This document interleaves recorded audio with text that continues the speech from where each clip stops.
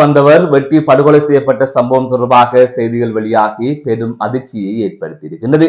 சம்பவம் நடந்த இடத்தில் சிசிடிவி கேமராக்கள் பொருத்தப்பட்ட நிலையில் அதிலே ஒரு மோட்டார் சைக்கிளில் 2 இளைஞர்கள் பயணிக்கின்ற காட்சி பதிவாகி இருக்கின்றது. அதனை வைத்து போலீசார் விசாரணைகளை ஆரம்பித்திருப்பதாக தெரிவிக்கப்பட்டிருக்கிறது.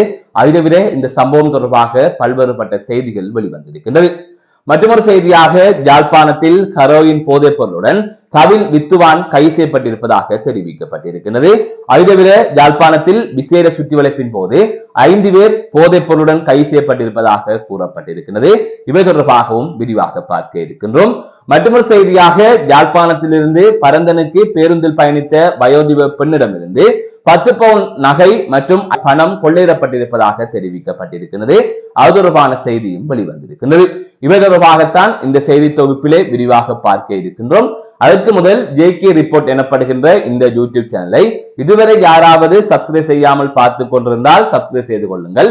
தொடர்ந்து அருகில் இருக்கின்ற பெல் பட்டனை கிளிக் செய்வதன் ஊடாக நான் போடுகின்ற ஒவ்வொரு காணொளிகளையும் நீங்கள் உடனுக்குடன் பார்க்கக்கூடிய வகையிலே இருக்கும். நான் நடராசா ஜெயகாந்தன். தற்பொழுது செய்திகளுக்குள்ளே செல்லலாம். பிரான்சில் வசித்து வந்த நிலையில் ஒரு சில வருடங்களுக்கு முன்னர் யாழ்ப்பாணத்திற்கு வந்து அங்கு பெற்றோருடன் வசித்து வந்த இளைஞன் வெட்டி படுகொலை செய்யப்பட்ட சம்பவம் பெரும் அதிர்ச்சியை ஏற்படுத்தி இருக்கின்றது. யாழ்ப்பாணம் வடமராட்சி கரணவாய் கூடாவளவு எனப்படுகின்ற பகுதியிலே இந்த சம்பவம் பதிவாகி இருப்பதாக தெரிவிக்கப்பட்டிருக்கின்றது.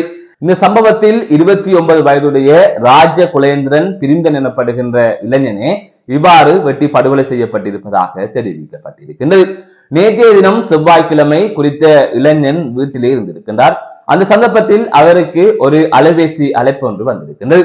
அதன் தொடர்ச்சியாக அவர் வீட்டிலிருந்து புறப்பட்டு சென்றிருக்கின்றார். அடுத்த பிறகாக அவர் வீடு திரும்பவில்லை என்று கூறப்படுகின்றது.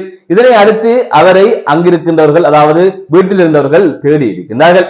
இந்நிலையில் தான் வீட்டிலிருந்து குறுகிய தூரத்தில் வீதியிலே கூறிய ஆயுதத்தினால் தாக்கப்பட்ட நிலையில் அவரை கண்டிருக்கின்றார்கள். அதன் தொடர்ச்சியாக உடனடியாக அவரை தூக்கி கொண்டு வைத்தியசாலைக்கு சென்றிருக்கின்றார்கள். அந்த சந்தர்ப்பத்தில் அவர் உயிரிழந்திருப்பதாக தெரிவிக்கப்பட்டிருக்கின்றது. இந்த நிலையில் குறித்த இளைஞரின் சடலம் பருத்தித்துறை ஆதார வைத்தியசாலையில் வைக்கப்பட்டிருப்பதாக தற்பொழுது செய்திகள் வெளிவந்திருக்கின்றது. இந்த சம்பவம் தொடர்பாக நெல்லியடி போலீசார் விசாரணைகளை ஆரம்பித்திருக்கிறார்கள். அதன் அடிப்படையில் குறித்த இளைஞன் கூறிய ஆயுதத்தினால் தாக்கப்பட்டு கொலை செய்யப்பட்ட அந்த இடத்திலே சிசிடிவி கேமராக்கள் பொருத்தப்பட்டிருக்கின்றது. அதனைத் தொடர்ந்து அந்த சிசிடிவி கேமராக்களில் பதிவான காட்சிகளை வைத்து போலீசார் சில விடயங்களை அவதானித்திருக்கிறார்கள். அதன் அடிப்படையில் ஒரு மோட்டார் சைக்கிளில் 2 இளைஞர்கள் பயணிப்பதை அவர்கள் அவதானித்திருக்கிறார்கள். அது தொடர்ச்சியாக அந்த இளைஞர்கள் தொடர்பாகவும் அந்த இளைஞர்கள் பயணித்த மோட்டார் சைக்கிள் தொடர்பாகவும் விசாரணைகள் மேற்கொள்ளப்பட்டு வருவதாக தெரிவிக்கப்பட்டிருக்கின்றது. குறித்த இளைஞன் பிரான்சில் வசித்து வந்த நிலையில் இவ்வாறு யாழ்ப்பாணத்துக்கு வந்து பெற்றோருடன் தங்கி இருந்திருக்கிறார். அந்த சந்தர்ப்பத்தில் பிரான்சில் இருந்த யுவதிக்கும் அவருக்கும் பதிவு திருமணம் இடம்பெற்றதாகவும் கூறப்படுகின்றது. அதன் தொடர்ச்சியாக அவர் பிரான்ஸ் செல்வதற்கு தயாராக இருந்ததாகவும் தெரிவிக்கப்பட்டிருக்கிறது. இந்த சூழ்நிலையில் தான் இப்படி ஒரு சம்பவம் பதிவாகி இருக்கிறது. இந்த சம்பவம் பெரும் அதிர்வலைகளை ஏற்படுத்தி இருக்கிறது. யாழ்ப்பாணத்தில் தொடர்ந்து வாழ்வெட்டு சம்பவங்கள் பதிவாகி கொண்டிருக்கிறது. அதே போல போதை வஸ்து பாவனை என்பது அதிகரித்திருக்கிறது. இது தொடர்பாக பல்வேறுபட்ட விசாரணைகள் முன்னெடுக்கப்பட்டு வருகின்றது. பலர் கைது செய்யப்படுகின்றார்கள். அப்படி இருந்தும் இந்த சம்பவங்கள் எல்லாம் ஓய்ந்த பாடில்லை. அதுதவிர யாழ்ப்பாணத்தில் வாழ்வெட்டு சம்பவங்களால் யாழ் மாவட்டத்திற்குள்ளேயே பலர் இடம்பெறுகின்ற சூழ்நிலை ஏற்பட்டிருக்கிறது. அந்த வகையில் அண்மையில் ஒரு குடும்பம் இவ்வாறு இடம்பெயர்ந்த சம்பவம் தொடர்பாகவும் செய்திகள் வெளிவந்திருந்தது. இவ்வாறான சம்பவங்களால் யாழில் வசிக்கின்ற மக்களின் இயல்பு வாழ்க்கை பாதிப்படைகிறது. பலர் அச்சம் அடைகின்றார்கள். பலர் இந்த வாழ்வெட்டு சம்பவங்களால் பாதிக்கப்படுகின்றார்கள். போதைப்பொருள் சம்பவங்களால் பாதிக்கப்படுகின்றார்கள். எனவே இதற்கு கடுமையான நடவடிக்கைகள் முன்னெடுக்கப்பட்டு இதனை முற்றுமுழுதாக இல்லாமல் செய்ய வேண்டும் என்பதுதான் பொதுமக்களின் கோரிக்கையாக இருக்கின்றது.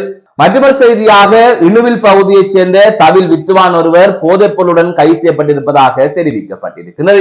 ஹெரோயின் போதைப் பொருளை உடமையில் வைத்திருந்த குற்றச்சாட்டில் அவர் கைது செய்யப்பட்டிருப்பதாக தெரிவிக்கப்பட்டிருக்கிறது.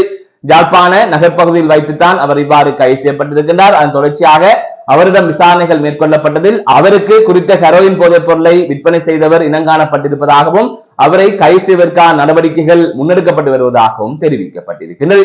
அதுதவிர யாழ்ப்பாணத்தில் 5 பேர் போதைப் பொருட்களுடன் கைது செய்யப்பட்டிருப்பதாக தெரிவிக்கப்பட்டிருக்கிறது. ஐஸ் போதைப் பொருள் மற்றும் போதை மாத்திரைகளுடன் இவர்கள் கைது செய்யப்பட்டதாக கூறப்படுகின்றது. யாழ்ப்பாண மாவட்ட போதை தடுப்பு பிரிவினர் அதிரடி சுற்றிவளைப்பு நடவடிக்கையினை மேற்கொண்டிருந்தனர். அதன் அடிப்படையில் யாழ் நகரை அண்டிய பகுதிகளிலே இவ்வாறு 5 பேர் கைது செய்யப்பட்டதாகவும் அதன் தொடர்ச்சியாக அவர்களிடம் விசாரணைகள் மேற்கொள்ளப்பட்டு வருவதாகவும் அதனைத் தொடர்ந்து அவர்களை நீதிமன்றத்தில் முற்படுத்துவதற்கான நடவடிக்கைகள் மேற்கொள்ளப்படும் என்றும் தெரிவிக்கப்பட்டிருக்கின்றது.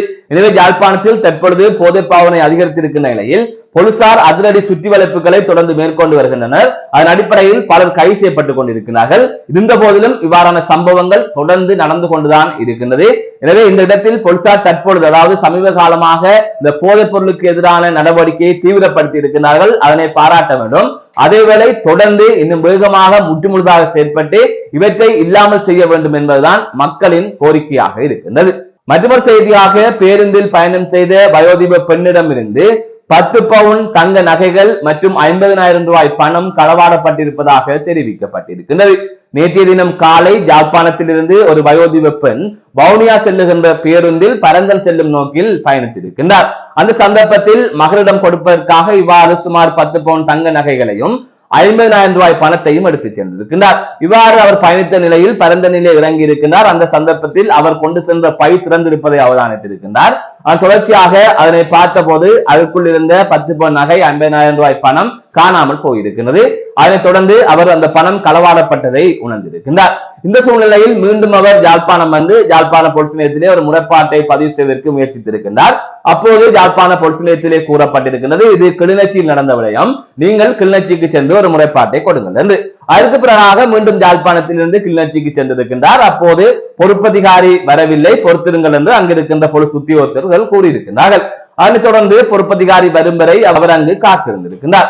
அந்த சந்தர்ப்பத்தில் ஒரு சில மணி நேரங்களுக்கு பின்னர் கிளிநொச்சி போலீஸ் பொறுப்பதிகாரி போலீஸ் நிலையத்துக்கு சென்றிருக்கின்றார். அப்போது இவ்வாறு நான் பேருந்தில் பயணித்த போது நான் கொண்டு வந்த 10 பவுன் தங்க நகைகள் மற்றும் 50,000 ரூபாய் பணம் திருடப்பட்ட சம்பவத்தை அவர் கூறியிருக்கின்றார். அந்த சந்தர்ப்பத்தில் கிளிநொச்சி போலீஸ் பொறுப்பதிகாரி கூறியிருக்கின்றார், அது தொடர்பாக முறைப்பாட்டை பதிவு செய்யுங்கள் என்று. அதனைத் தொடர்ந்து போலீசார் முறைப்பாட்டை பதிவு செய்ய இது தொடர்பான தகவலை கேட்டறிந்திருக்கிறார்கள்.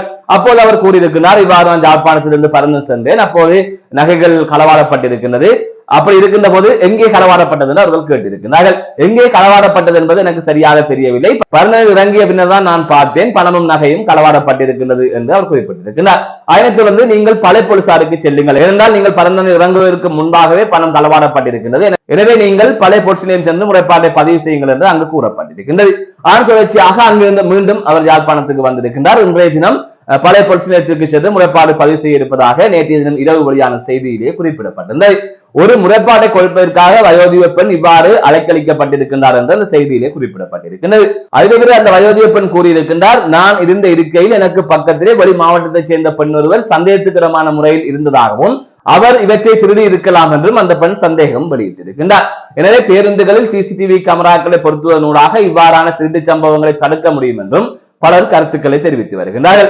அதை தவிர இவ்வாறான திருட்டு சம்பவங்கள் அதிக அளவில் இடம்பெறுகின்றது. எனவே தனியாக காட்டுப்பாதைகளால் செல்லுகின்ற போதாக இருக்கலாம், அல்லது பேருந்தில் தனியாக பயணிக்கின்ற போதாக இருக்கலாம், மிக மிக எச்சரிக்கையாகவும் கவனமாகவும் இருங்கள். திருட்டு சம்பவங்கள் தற்பொழுது அதிக அளவிலே வெவ்வேறு விதமாக புதிய புதிய யுக்திகளை எல்லாம் பயன்படுத்தி திருடர்கள் இவ்வாறு நகை பணங்களை திருடுகின்றார்கள் என்பதுதான் தற்பொழுது வருகின்ற செய்திகளின் அடிப்படையில் அறியக்கூடிய விடயமாக இருக்கின்றது. மீண்டும் ஒரு காணொலி சந்திக்கின்றேன். நான் நடராசா ஜெயகாந்தன்.